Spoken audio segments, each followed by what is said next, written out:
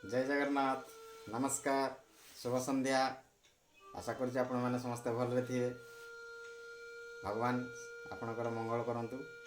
स्वागत जनाती सुपति सिधु कार्यक्रम को। आज एक छोट कहानी किंतु विश्वासर कहानी। एक जड़े वैद्य थिले एवं तांकर औषधालय बजार उपरे थिला।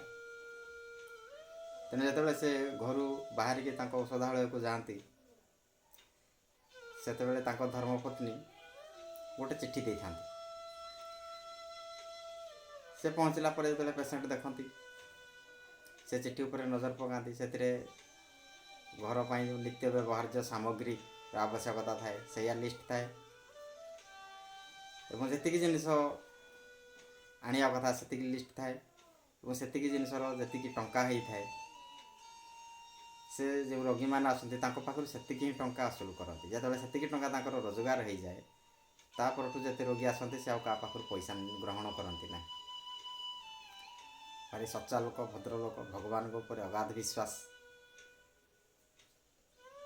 तो एमती संसार तांकर चली थाए। एमती किछि वर्ष बीतीगला अनेक वर्ष बीतीगला।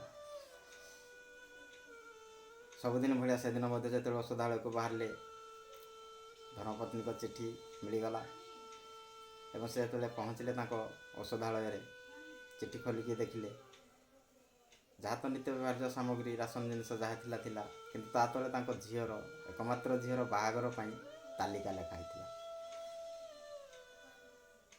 तो वैद्य मुंड किसी काम कलानी कौन करेंगे एत टंका जिनिस केमती ने कारण संचय तो किसी करना जी दैनिक आवश्यकता से पैसा हो गला से रोगी मान पैसा ग्रहण करती बर सेवा करती उत्सर्गीकृत मनोभाव द्वारा त्याग मनोभाव द्वारा। एक कथा चिंता कला बेले देखिले औषधालय सम्मुखें गोटे दामी कार लगे। कार भितर जड़े आसिले भद्रलोक। वैद्य प्रश्न कले कौन है आज्ञा से कहले आप बोधे मत चिन्ह पारना। अनेक दिन तले मु आसती आपण पाखु आपण औषधालय आगे मो कार पंक्चर हो जाता। तेणु ड्राइवर जिते से चक्का चेंज करता मोर टे छाई आवश्यकता होता विश्राम नापी। प्रबल खरा होता ग्रीष्म दिन था। तेणु आपण औषधालय भीतर को आसती बसी से बेले आपण पाखे गोटे छोट झील था गुड़िया कंडे भाया झीटे था जी कि आपको बार बार टाणुला बापा आस घर को जा भोक है खाइबा किंतु आपण जाऊ नथिले कारण आपण मते रोगी भावी नहीं मत चिकित्सा नक पर्यटन जावाई चाहू ना। तेणु बाध्य होइकी मुझे को मोर समस्या कथा कही कि मोर विवाहर 10-12 वर्ष हो गलानी वैवाहिक जीवन किंतु मोर कौन संतान संतति होना। एक कथा शुणी आपण किसी औषध तैयारी करते मत देते मुझे पैसा देली आप ग्रहण करनथिले मु बहुत बाध्य करुली किंतु आप ग्रहण करनथिले किंतु अन्य जने लोक आसिक जिते आपण कथा कहला जे दैनंदिन जी पैसा आवश्यकता होता है से गला आप पैसा ग्रहण करती। तेणु मुझे बाध्य कर पार नी घर को फेरी मो धर्मपत्नी को कथा कही से कही हे तो भगवान दूत हिसाब से पठे सठिक जगार तुम्हें पहुँचल बोधे औषध काम करे अति चमत्कार। तापर मोर 2टी पिला छुआ हेले ता मध्य मोर बड़ झीर आज बहाघर